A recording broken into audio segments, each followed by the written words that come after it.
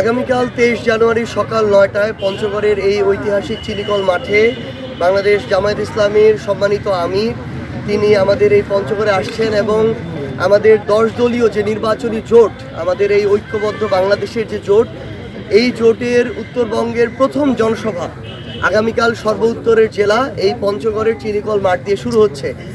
আমরা মনে করছি যে পুরো পঞ্চগড় জেলার লক্ষ লক্ষ মানুষের একটি জনসমাগম আগামীকালকে এখানে হতে যাচ্ছে, যেখানে ইনশাআল্লাহ তিল ধারণেরও কোনো ঠাঁই থাকবে না। কারণ মানুষের মধ্যে যে উৎসাহ উদ্দীপনা, কারণ আমরা আমাদের নির্বাচনী জনসভা শুরু করতে যাচ্ছি আমাদের সম্মানিত আমিরে জামায়াতের বক্তব্যের মধ্য দিয়ে, তার শুভ উদ্বোধনের মধ্য দিয়ে।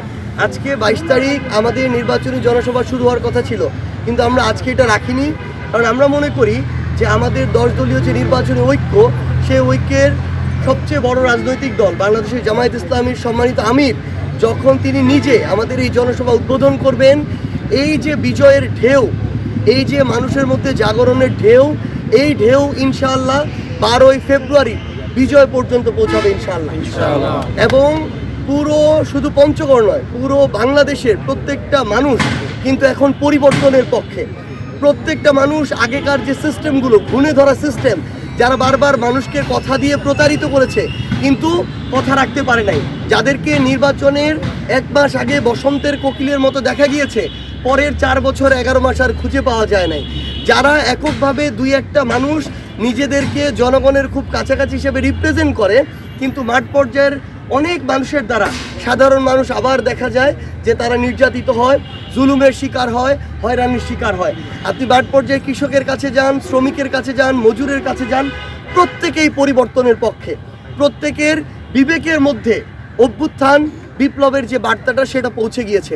মানুষ এবার আর দল মার্কা দেখে, পরিবার দেখে, কে কোন পরিবারে জন্ম নিয়েছে এসব দেখে আর ভোট দিবে না।